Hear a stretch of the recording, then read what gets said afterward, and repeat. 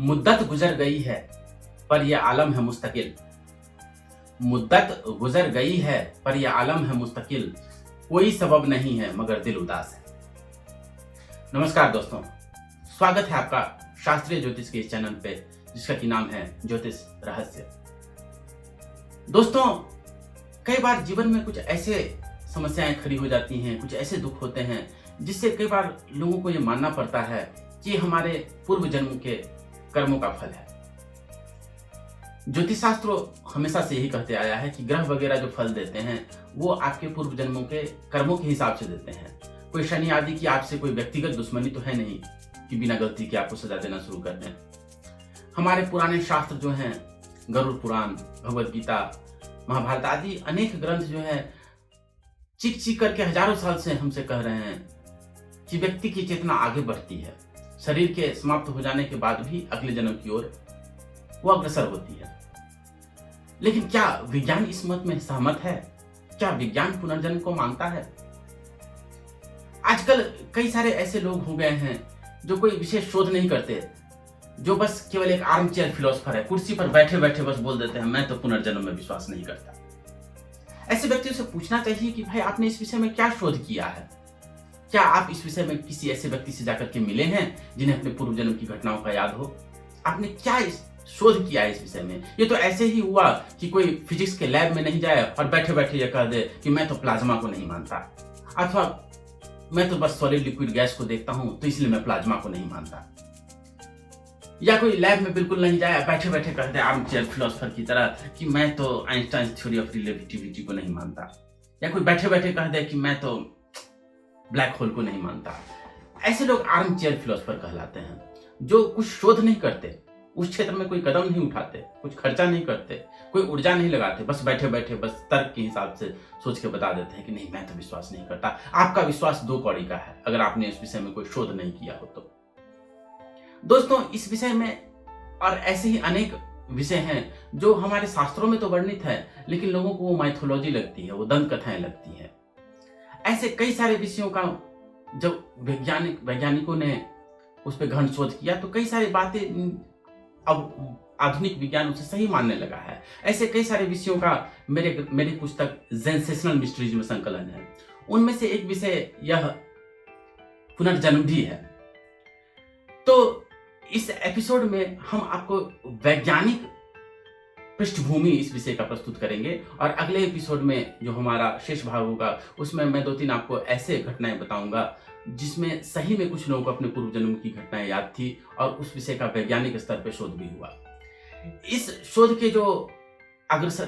को जो पाश्चात्य जगत में जो इसको बहुत आगे तक ले गए वो थे हमारे प्रोफेसर इएन स्टीवेंसन। वो एक मनोवैज्ञानिक थे यूनिवर्सिटी ऑफ वर्जीनिया में। उन्होंने एक शोध पत्र लिखा था जिसमें उन्होंने ऐसे लोगों की बातें लिखी थी जिन्हें अपने पूर्व जन्म की घटनाएं याद थी। तो कार्लसन चेस्टर नाम के एक जेरोक्स कंपनी के मालिक थे जिन्होंने जेरोक्स मशीन की खोज की थी। तो उनका ये कहना था और उन्होंने जब वो शोध पत्र पढ़ा तो उन्हें बहुत हैरानी हुई। उनकी पत्नी को खास करके इन सब विषयों में बहुत रुचि थी, तो एक बार वो जाकर के मिलने गए डॉक्टर इएन स्टीवेंसन से। उन्होंने कहा कि आपने ये जो शोध पत्र लिखा है कि कुछ ऐसे लोग हैं जिनको अपने पिछले जन्म की घटनाएं याद हैं, तो उसने जो बातें कही है क्या आपने उन बातों की खोज की कि वो सही कह रहा है कि गलत कह रहा है? अगर उसने कहा कि पिछले जन्म में मैं साउथ अफ्रीका में था अथवा मैं श्रीलंका में था, तो क्या आप वहां जाकर के आपने उन घटनाओं की खोज की कि क्या वो जो बंदा कह रहा है सही कह रहा है कि नहीं? प्रोफेसर इएन स्टीवेंसन ने कहा नहीं, मैं ये नहीं कर पाया क्योंकि ये जो है पराविज्ञान जो है इसके लिए सरकार की तरफ से अनुदान नहीं मिलता, फंड नहीं मिलता। तो इसके लिए बहुत अनेक देशों में घूमना पड़ा है, क्योंकि कोई कहता है कि मैं पिछले जन्म में भारत में था, कोई कहता है पिछले जन्म में श्रीलंका में था, कोई कहता है मैं फलाने देश में था। तो इतने जगह यात्रा करने के लिए पैसा चाहिए और पैसा सरकार इस तरह के शोधों के लिए देती नहीं है, क्योंकि ये मूल विज्ञान का अंग नहीं माना जाता है पराविज्ञान को, पैरासाइकोलॉजी को। जेरोक्स कंपनी के मालिक ने कहा अरे आप उसकी चिंता मत कीजिए, आपको कितने पैसे चाहिए मैं देता हूं आपको, लेकिन आप उन सारे विषयों उन सारे लोगों के बारे में जाकर के पता लगा करके आइए। आपको जहां यात्रा करनी है जाइए, मैं उसके पैसे देता हूं, लेकिन उस विषय में सारे अपने शोध जो है पुस्तकाकार दीजिए उसको।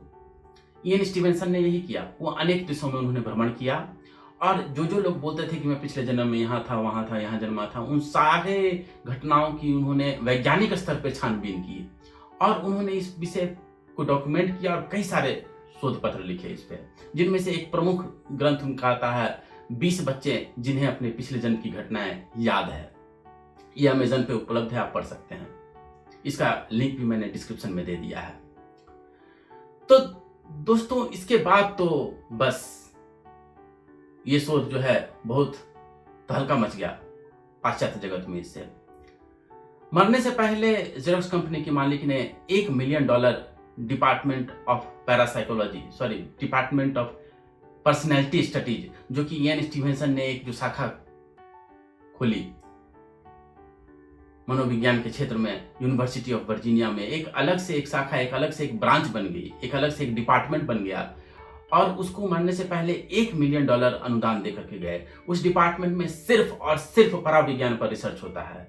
50 साल से ऊपर हो गए और दर्जनों मनोवैज्ञानिक प्रोफेसर वहां पे शोध कर रहे हैं कि लोगों के जीवन का क्या होता है, मरने के बाद वो घटनाएं, वो चेतना आगे अग्रसर कैसे होती है, क्योंकि होती तो है, इसके प्रमाण मिलते हैं।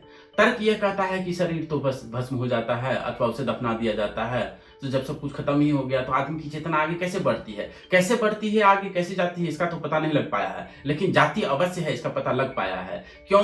क्योंकि ऐसे सैकड़ों केसेस का अध्ययन प्रोफेसर इयान स्टीवेंसन ने किया। उन्होंने सारे दस्तावेजों को लिखा और अब जो है एक ये मान्यता फैलती जा रही है सारे पाश्चात्य जगत में कि पुनर्जन्म होता है। कैसे होता है ये तो अभी भी नहीं पता। तो इसके वैज्ञानिक आधार भी अब उपलब्ध हो गए हैं। मैं अगले एपिसोड में आपको 2-3 ऐसे घटनाएं बताऊंगा जिसमें व्यक्ति को सच में अपनी पिछली जिंदगी की घटनाओं का याद था और प्रोफेसर इयान स्टीवेंसन ने जाकर के उनसे बातचीत की और उन घटनाओं की खोजबीन की। तो बने रहे हमारे साथ ज्योतिष रहस्य के अगले एपिसोड पे। आपका बहुत बहुत धन्यवाद।